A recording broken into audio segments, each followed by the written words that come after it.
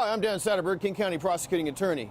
Welcome to another edition of the Prosecutor's Partners. In this show, we introduce you to people who are working to make our community safer and healthier and happier. Today, I'm standing here in Seattle Central District, right in front of the Seattle chapter of the Urban League. For the last 84 years, the Urban League has been dedicated to helping build the equality of our community. They're working on housing, they're working on health and education, and they have a new program to help people getting out of prison make that difficult transition. Let's go inside and meet the leaders. We're in the conference room of the Seattle chapter of the Urban League. We're here with the chairman of the board, Nate Miles, and also president and CEO, Pamela Banks. Thanks for having us here today. Welcome. Nate, can you tell us a little bit about the history of the Seattle chapter of the Urban League, and what was it that attracted you to the mission of the Urban League? Well, more than anything else, after over 80 years of really serving in this community, the Urban League, some of the things that, if you look at us on paper and what the League was missioned to do and then what it has become, it's done everything from helping when people turn to find jobs, to fighting the civil rights fights, open housing, education, some of those great issues that really help bring about life chances for people. That's kind of our whole motto, is equal life chances. And whatever is involved, whether it's making sure that people have adequate housing, a good education, which is really the foundation to having a successful life, to being able to really find jobs that are going to pay livable wages where they can live. Those are the things that the Urban League has been at the forefront of. Those are things that are very important to me. And so when it came to where do I want to spend some of my civic time, the Urban League was a natural for me. So those struggles of the past, through the civil rights movement, through a struggle for equality, are they still the same struggles today?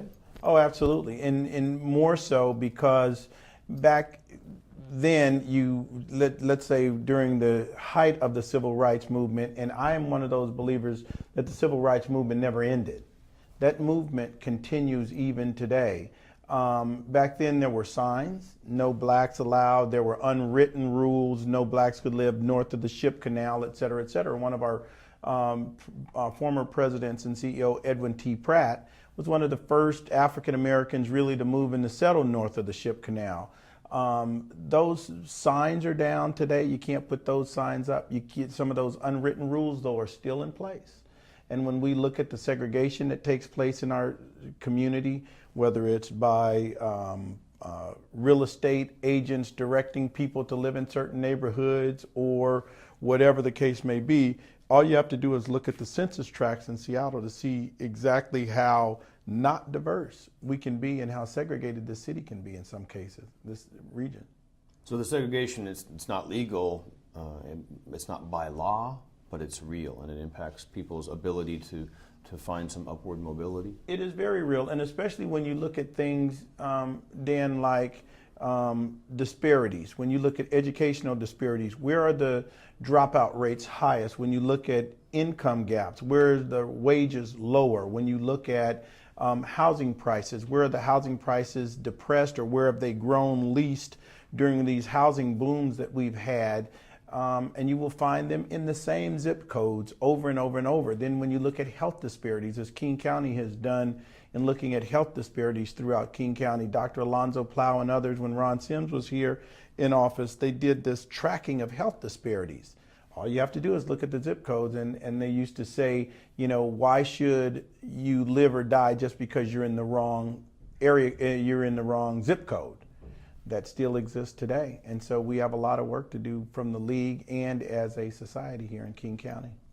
Well, Pamela Banks, is the weight of history behind you, and you have a pretty large mission to work for equality for all citizens of our community. What are some of the programs that you are in charge of here that help us get to that mission? So one of our main programs is the housing programs that we do. The third Saturday of every month, we have we do program meetings with constituents around mortgage foreclosure prevention and education. We also are doing home ownership classes because a lot of people of color, especially African Americans, got caught up in that property foreclosure project that Nate spoke to and lost their homes. And so people don't understand that they do have the ability to keep their homes even though they may have received a default or foreclosure notice. We have people on staff that counsel people in credit and budgeting prior to purchasing homes so that they won't buy a home that's too expensive, and they know how to save and budget for emergencies and things like that. In addition, on that third Saturday, we also do a criminal expungement / record sealing class. And you partnering with King County, your office, as well as the city attorney's office, and helping people get some of those their records sealed, because it's really difficult if you have a criminal history to get affordable housing in this state, because landlords, if they see you have a criminal record, they don't want to rent to you. And the reason the Urban League started that program was when the Katrina victims came up here. The Urban League at that time, I think, served really close to like 5,000 people that were displaced by Katrina. A lot of those homeowners and tenants came up here. We were trying to find them housing, and the people that owned their homes, some of them had criminal records, and we couldn't get them rental housing. And so the housing director, Linda Taylor, was like, we need to do something about that. And that's how we ended up doing our criminal records sealing class. And so those are some of the programs that we have done historically, and we're also doing things around health disparities. Like Nate said, we have to focus on health disparities in the African American communities, because right now, we were just with King County Exec Dow Constantine we did a joint venture with Seattle King County Public Health on our third Saturday classes, and had people signing up for the affordable health care. And he met with our young professionals group, and he told us, if you're African American and you live in the county, your life expectancy is 8 years less than that of a white person. And so we have to address those kind of disparities in order to get to that equality. So these are basic fundamental things: a place to live, maybe having some equity in a home, the ability to get a job or to get rental housing, and then your own physical health. These are the basic things that the Urban League is focused on today? Correct. And the education disparity. I was just at the Alliance for Education breakfast, and the mayor gave a speech, and his whole speech was about the education disparity among African American children and white children in our city. And it was from dropout rates to who's going to college, reading levels, and there's huge gaps. And I think it's programs and services that we provide in the community to help close those gaps. And we know that your success as an adult so often depends on your success as a teenager. And so you're there to help keep kids in school and away from some of those negative influences. Absolutely, absolutely. Can you tell me a little bit about this new program, the new mission, something that you call Career Bridge? Right. We're really excited to be the fiscal agent for this community-led program called Career Bridge. It is a program that really came about a variety of reasons, but one of the big ones was there's a disproportionate amount of gun violence in our community, and the city of Seattle decided that they wanted to address that gun violence, and it's focused on African American men, because again, with Seattle King County Public Health, they have all these numbers about how gun violence impacts the African American community at a disproportionate amount of rate. And so Career Bridge was born with a community collaboration, and we also are working with the Black Prisoners Caucus. Dan, and I think you've been up there to Monroe. And so this was I think what one of our community members, Mary Flower, said, all the stars aligned. And that's how Career Bridge came about. And so we've been working for the past year alongside a lot of community partners, Black Prisoners Caucus included, the Village of Hope, some other nonprofits, with the city of Seattle to focus on more than an employment program, but it is currently focused on African American men between the ages of 18 and 50 who are either undereducated, underemployed, or unemployed, that may or may not have criminal history, because we know that the barriers that people face when they have been in prison or coming out of prison are tenfold that of someone that's been out, right? And so we're not only just providing an opportunity to get employment or create a pathway to get a career, we're doing services in housing, mental health, drug and alcohol treatment, reuniting families, working closely with your office around child support and LOFs and warrants. And we can't do it without our community partners. And your office, as well as the city, have been great partners with all these community folks at the table.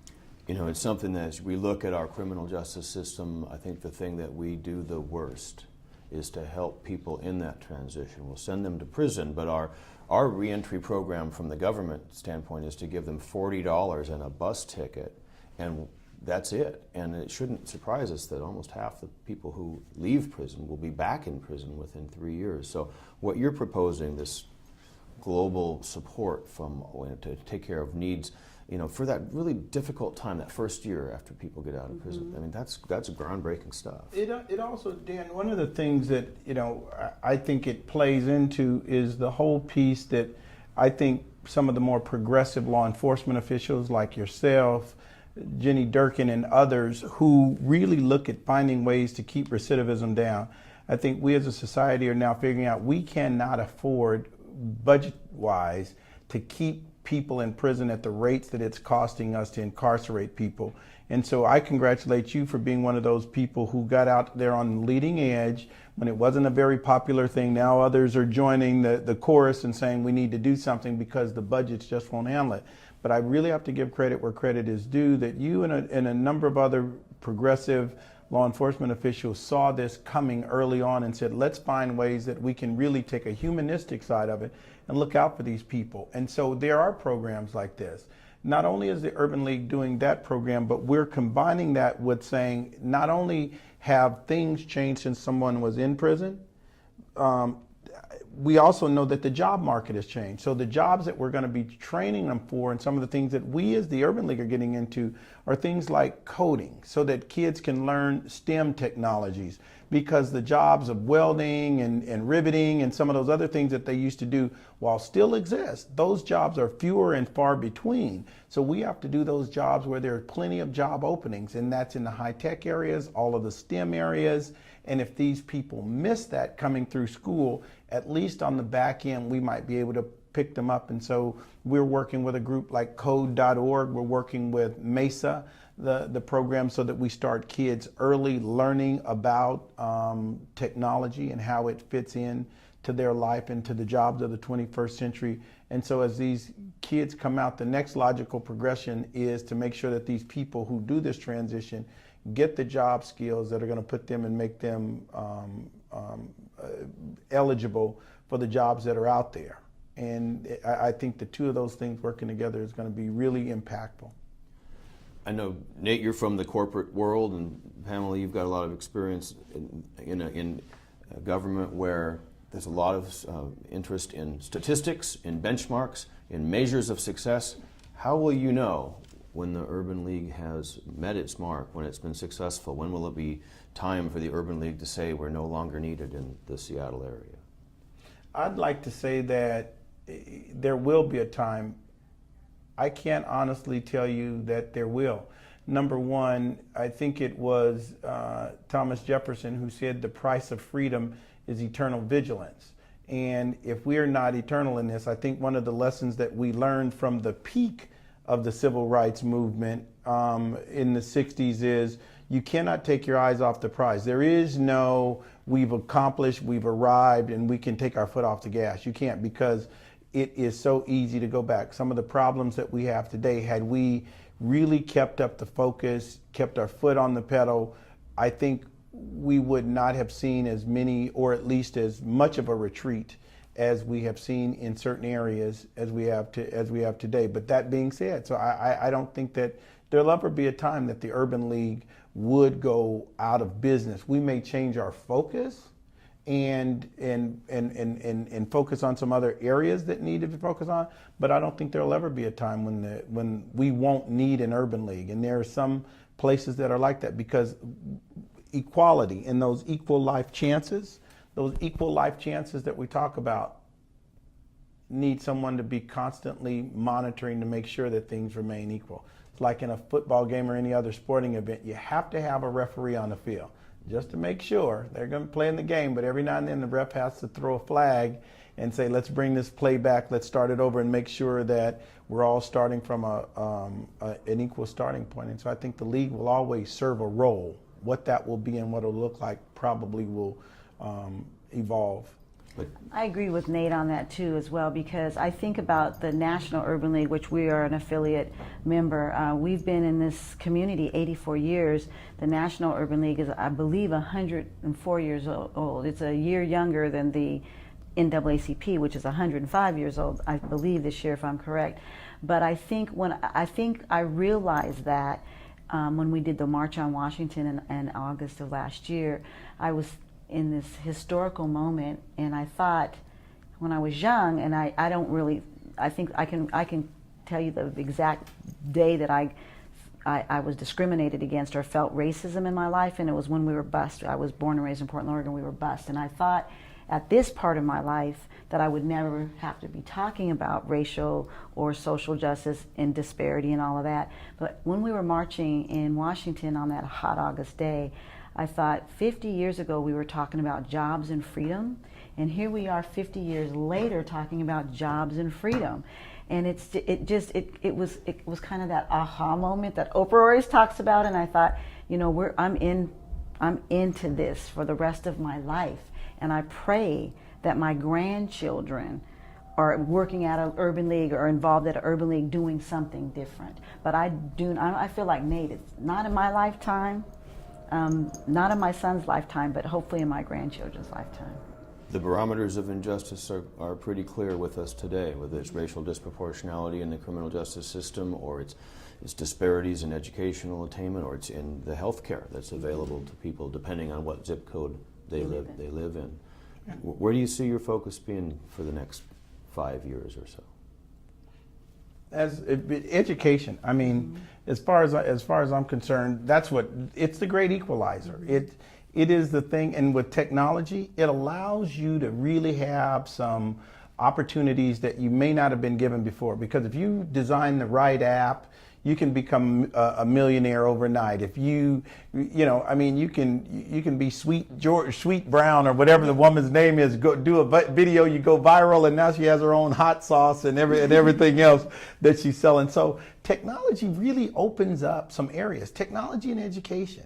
And I think that's why while you ask how long the Urban League will be around, I'm very bullish on the future. I'd say it is bright. I say that, that the opportunities that exist, if you get an education and take advantage of the technology that is out there, then, which is where I think the league is going to continue to focus. We're going to continue to push towards education, continue to push towards technology and the use of technology in bringing about equal chances for people.